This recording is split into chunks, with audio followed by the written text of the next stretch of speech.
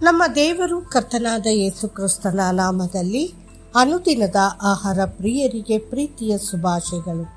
2024 August ತಿಂಗಳ 5ನೇ ತಾರೀಕಿನ ಸೋಮವಾರದ ದೇವರ ವಾಕ್ಯವು, ಅವನು ಕೇಳಿಸಿಕೊಂಡನು, ಅವನು ಕುರುಡ ಭಿಕ್ಷಗಾರನು, ಈ ಮಾರ್ಗವಾಗಿ ಹೋಗುವವನು ನಜರೇತಿನ ಯೇಸುವೆಂದು ಅವನು ಕೇಳಿಸಿಕೊಂಡನು.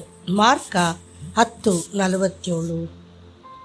ಬಾರ್ತಿಮಾಯನು ಒಂದು ಪ್ರಮುಖ ಸುದ್ದಿಯನ್ನು ಕೇಳಿದನು. ಕ್ರಿಸ್ತನೊಂದಿಗೆ ನಡೆಯುತ್ತಿದ್ದ ಬಹು ಸಂಖ್ಯೆಯ ಧ್ವನಿಯನ್ನು ಬಾರ್ತಿಮಾಯನು ಕೇಳಿದನು. ಬರುವವನು ವಿಶೇಷವೆಂದು ಕೇಳಿದ್ದನು. ಅವನು ಅದ್ಭುತಗಳನ್ನು ಮಾಡುವವನು, ತನ್ನ ಬಳಿಗೆ ಬರುವವರನ್ನು ತಿರುಗಿಸದವನು ಮತ್ತು ಕುರುಡರಿಗೆ ದೃಷ್ಟಿಯನ್ನು ನೀಡುವವನು. ಆದ್ದರಿಂದ ಅವನು ಕರುಣೆಯಲ್ಲಿ ಶ್ರೀಮಂತನಾದ ಯೇಸುವಿಗೆ ಮೊರೆಯಿಡಲು ಪ್ರಾರಂಭಿಸಿದನು ಮತ್ತು ಹೀಗೆ ಹೇಳಿದನು: ಯೇಸುವೇ, ದಾವೀದನ ಕುಮಾರನೇ, ನನ್ನ ಮೇಲೆ ಕರುಣಿಸು.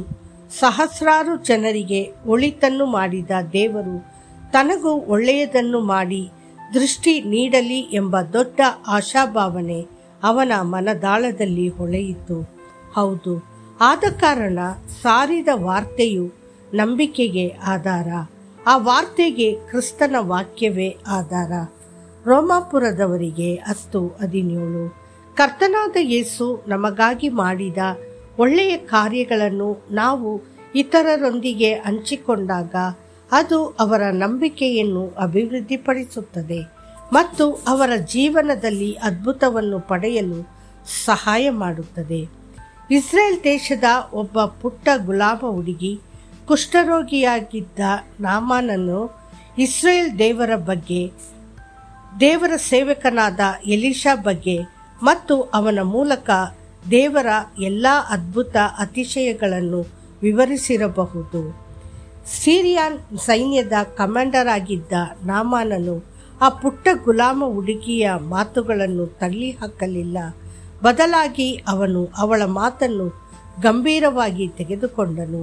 ಇಸ್ರೇಲಿನ ದೇವರಲ್ಲಿ ತನ್ನ ನಂಬಿಕೆಯನ್ನು ಇಟ್ಟನು ಮತ್ತು ಎಲೀಷನನ್ನು ಹುಡುಕಲು ಸಿರಿಯಾದಿಂದ ಇಸ್ರೇಲ್ ದೇಶಕ್ಕೆ ಹೋದನು.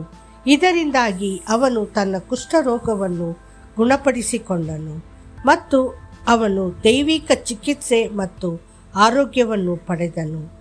ದೆವ್ವಗಳ ಸೈನ್ಯದಿಂದ ಹಿಡಿದ ಮನುಷ್ಯನು ಗುಣಮುಖನಾದಾಗ ಯೇಸು ಅವನಿಗೆ, ನೀನು ನಿನ್ನ ಮನೆಗೂ ನಿನ್ನ ಜನರ ಬಳಿಗೆ ಹೋಗಿ, ಸ್ವಾಮಿಯು ನಿನ್ನಲ್ಲಿ ಕರುಣೆ ಇಟ್ಟು ನಿನಗೆ ಎಂತೆಂಥ ಉಪಕಾರಗಳನ್ನು ಮಾಡಿದ್ದಾನೋ ಅದನ್ನು ಹೇಳು ಅಂದನು.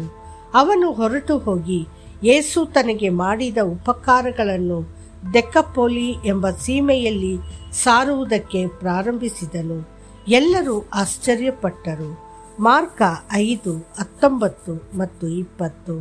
ಅಂತೆಯೇ ಸಮಾರ್ಯ ಸ್ತ್ರೀಯು ಕರ್ತನಾದ ಯೇಸು ತನಗೆ ಹೇಳಿದ ಎಲ್ಲದಕ್ಕೂ ಸಾಕ್ಷಿಯಾಯಿತು.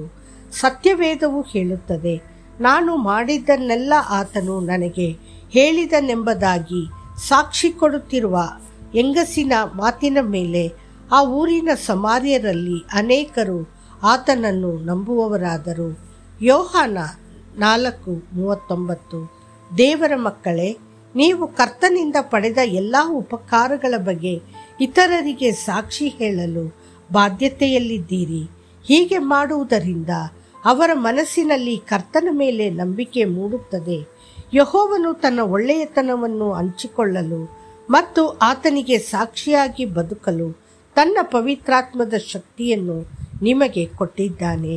ಆದರೆ ಪವಿತ್ರಾತ್ಮ ನಿಮ್ಮ ಮೇಲೆ ಬರಲು ನೀವು ಬಲವನ್ನು ಹೊಂದಿ ಯೆರೂಸಲೇಮಿನಲ್ಲಿಯೂ ಎಲ್ಲ ಯೂದಾಯ ಸಮಾರ್ಯ ಸೀಮೆಗಳಲ್ಲಿಯೂ ಭೂಲೋಕದ ಕಟ್ಟಕಡೆಯವರೆಗೂ ನನಗೆ ಸಾಕ್ಷಿಗಳಾಗಿರಬೇಕು ಅಂದನು.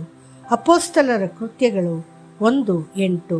ನೆನಪಿಡಿ, ನಾವು ನಿಮಗೆ ಪ್ರಸಿದ್ಧಿಪಡಿಸುವ ಜೀವವಾಕ್ಯವು ಆದಿಯಿಂದ ಇದ್ದದ್ದು. ನಾವು ಅದನ್ನು ಕಿವಿಯಾರೆ ಕೇಳಿ, ಕಣ್ಣಾರೆ ಕಂಡು, ಮನಸ್ಸಿಟ್ಟು ನೋಡಿ, ಕೈಯಿಂದ ಮುಟ್ಟಿದ್ದೇವೆ. 1 ಯೋಹಾನನು 1:1. ಕರ್ತನು ನಿಮ್ಮನ್ನು ಆಶೀರ್ವದಿಸಲಿ.